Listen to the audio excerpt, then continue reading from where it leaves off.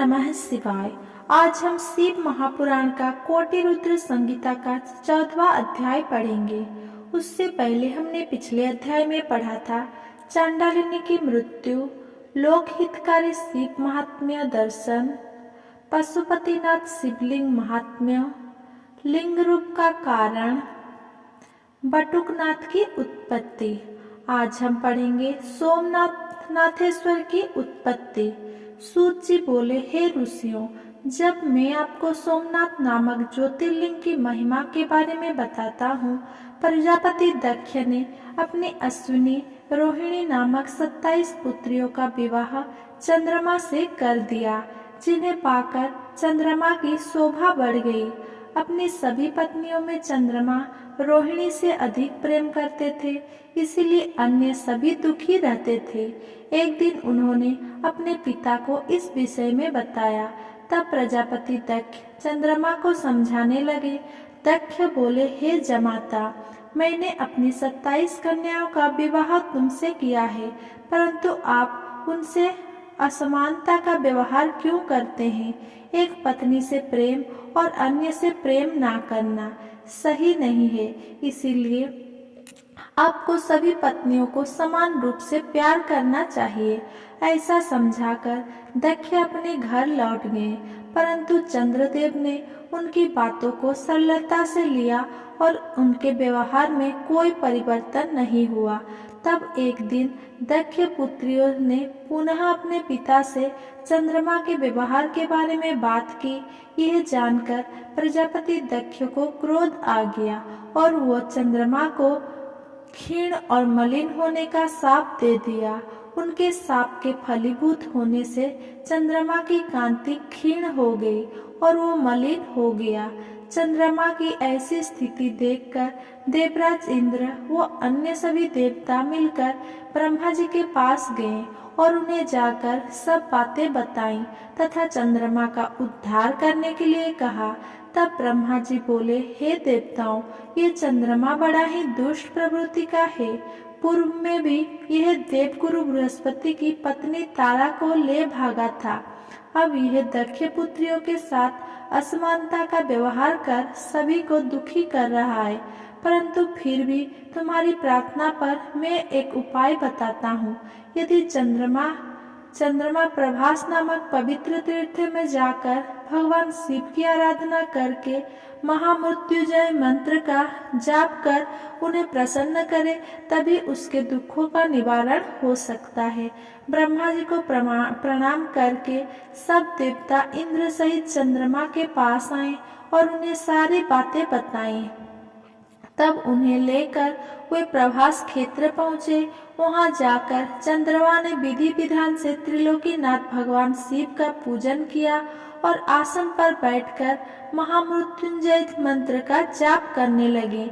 इस प्रकार वे दृढ़ता पूर्वक मंत्र का जाप करते रहे। 10 करोड़ जाप पूरे होते ही भगवान शिव प्रसन्न होकर चंद्रमा के सम्मुख प्रकट हो गए। उन्होंने चंद्रमा से मनोवांछित वस्तु मांगने के लिए कहा। चंद्रमा ने हाथ जोड़कर आराध्य शिव जी को प्रणाम किया और बोले, हे भगवान, यदि आप मुझ पर प्रसन्न हो तो कृपा कर मेरे क्षय रोग को दूर कर दीजिए। तब भगवान शिव बोले, हे चंद्रमा, मैं प्रजापति दक्ष के शाप को समाप्त तो नहीं कर सकता, पर उसका प्रभाव कम कर सकता हूँ। माह के कृष्ण पक्ष में 15 दिनों में तुम्हारी कलाएं क्षीण होगी तथा शुक्ल पक्ष के 15 दिनों में ये कलाएं बढ़ेगी। चंद्रमा ने शिव जी से प्रार्थना करते हुए निवेदन किया, आप देवी पार्वती सहित यहीं पर निवास करें। तब उनकी प्रार्थना को स्वीकारते हुए चंद्रमा के नाम से ही शिव जी सोमेश्वर कहलाए। वो संसार में सोमनाथ नाम से विख्यात हुए। वहीं पर चंद्रकुंड नाम से एक कुंड देवताओं ने बनाया। इस कुंड में ब्रह्मा जी और शिव जी का निवास माना जाता है। इस कुंड में स्नान करने से सभी पाप छूट जाते हैं। 6 मास तक इस पवित्र कुंड के जल में स्नान करने से आराध्य रोग से भी मुक्ति मिल जाती है तथा मनोवांछित फल की प्राप्ति होती है। भगवान शिव के आशीर्वाद से चंद्रमा निरोग हो गए और पहले की भांति अपना कार्य करने लगे। इस प्रकार मैंने सोमनाथ की उत्पत्ति के बारे में तथा सोमेश्वर ज्योतिर्लिंग के बारे में बताया। इस कथा को सुनने, पढ़ने अथवा दूसरों को सुनाने से अभिष्ट फल की प्राप्ति होती है और पाप से मुक्ति मिलती है। 15वां अध्याय मल्लिकार्जुन की उत्पत्ति।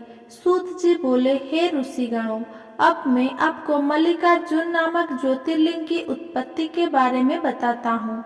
एक बार की बात है कि शिव पार्वती ने अपने दोनों पुत्र को पृथ्वी की परिक्रमा करने के लिए कहा। जब कुमार कार्तिकेय पृथ्वी की परिक्रमा करके वापस आ रहे थे, तभी रास्ते में नारद जी ने उन्हें बहका दिया और कहा कि तुम्हारे माता पिता ने तुम्हारे साथ पक्षपात किया है। तुम्हें परिक्रमा के लिए भेजकर पीछे से तुम्हारे छोटे भाई गणेश का विवाह कर दिया। यह सुनकर कार्तिकेय को बड़ा क्रोध आया।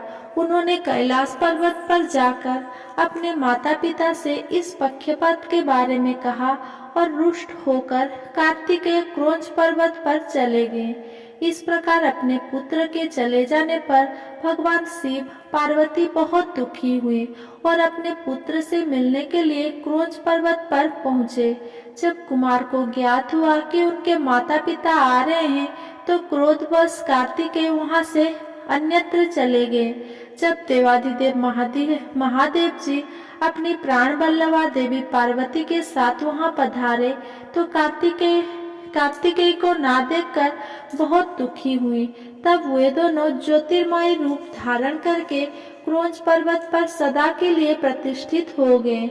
उसी दिन से वो पवित्र लिंग मल्लिकार्जुन नाम से जगत प्रसिद्ध हुआ। मल्लिका देवी पार्वती का नाम से तथा अर्जुन शब्द शिव का समानार्थी है। उसी दिन से मल्लिकार्जुन ज्योतिर्लिंग में शिव पार्वती का निवास माना जाता है।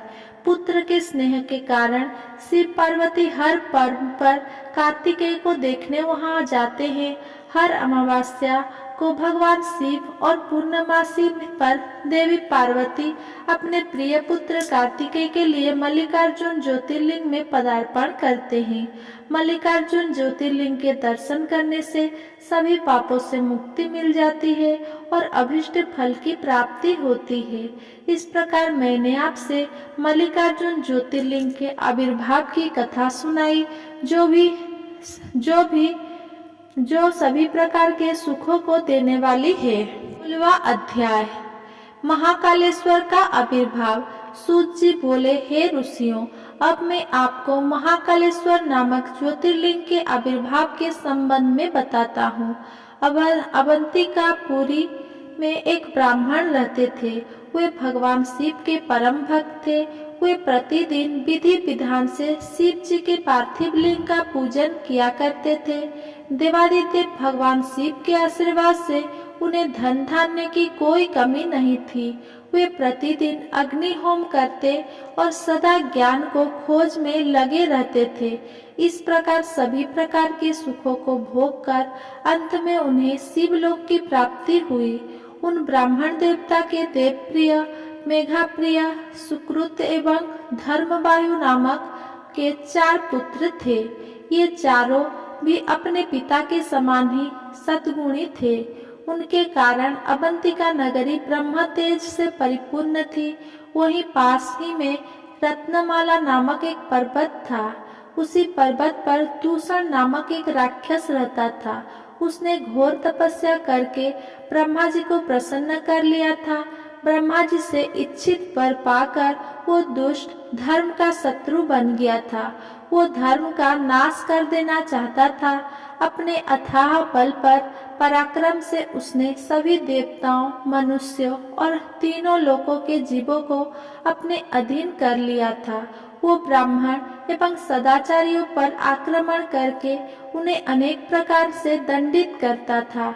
एक दिन दूषण नामक वह दैत्य अपने सेना को साथ लेकर अवंतिकापुर पहुंच गया वहां उसने अपने दैत्य सैनिकों को आज्ञा दी कि जो भी ब्राह्मण मेरी आज्ञा को न माने उसे दंड दो।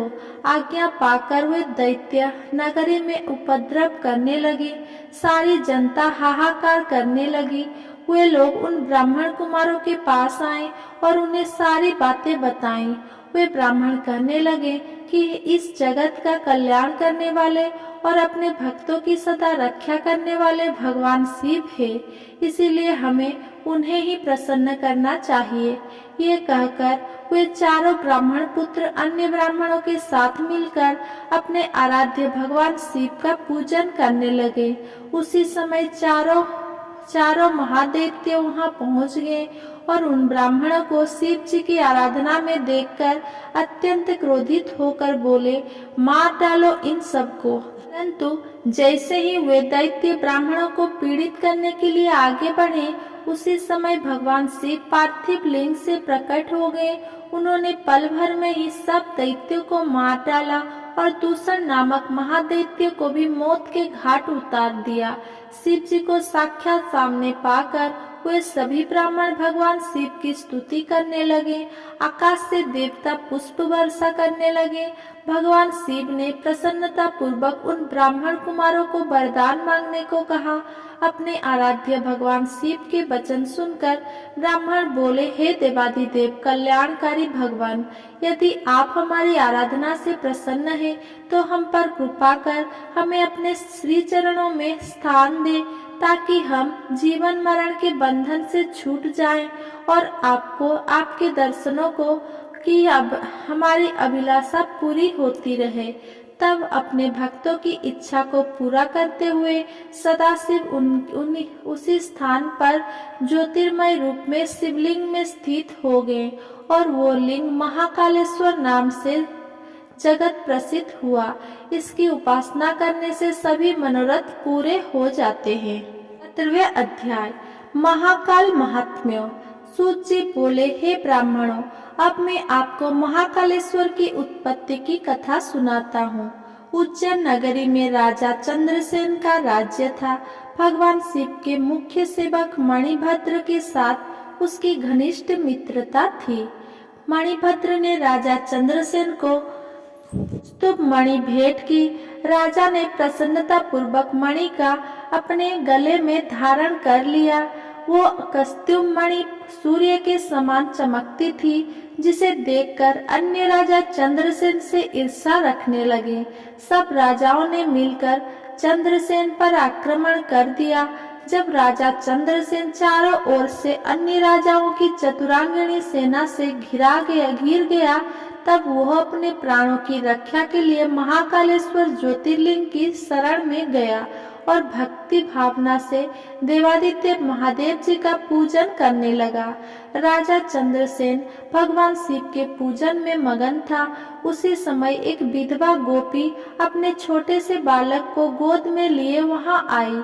वो बालक राजा को शिव पूजन करते हुए देखता रहा।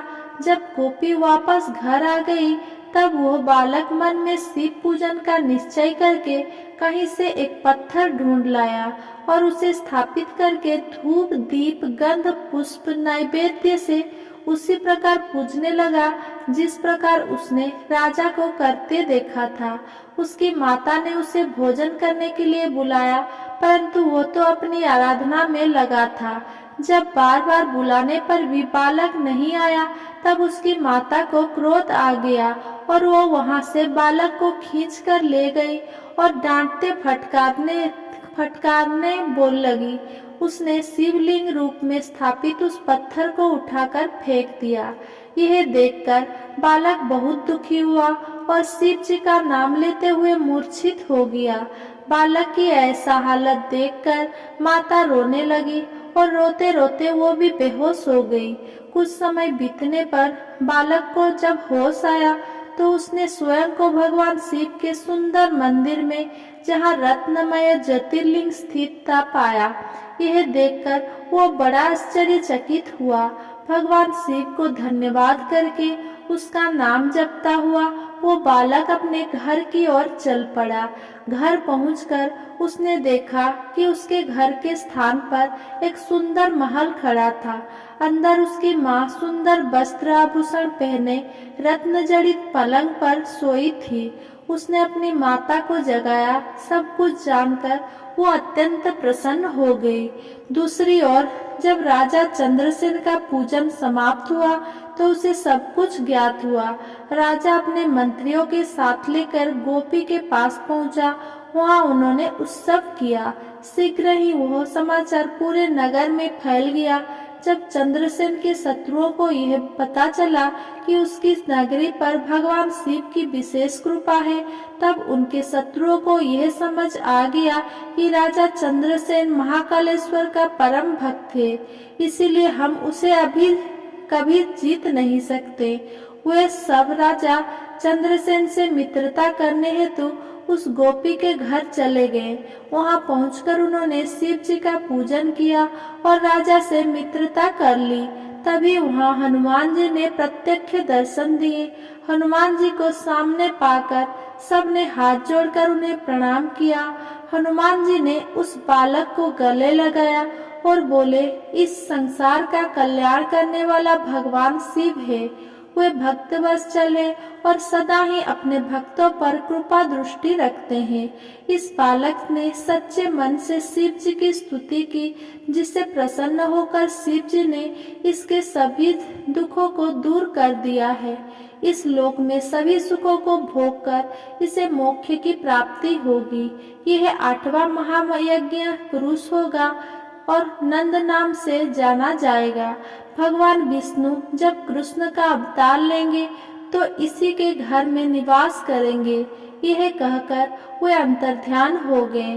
तत्पश्चात सब राजा विदा लेकर अपने अपने नगर चले गए। राजा चंद्रसेन विधि पूर्वक महाकालेश्वर का पूजन करने लगे और इस लोक में सभी सुखों को भोग कर अंत में मोक्ष पद को प्राप्त हुए। अगर मेरा ये वीडियो आपको पसंद आया हो तो मेरा वीडियो को लाइक, कमेंट, शेयर करें एंड मेरा चैनल को सब्सक्राइब करें।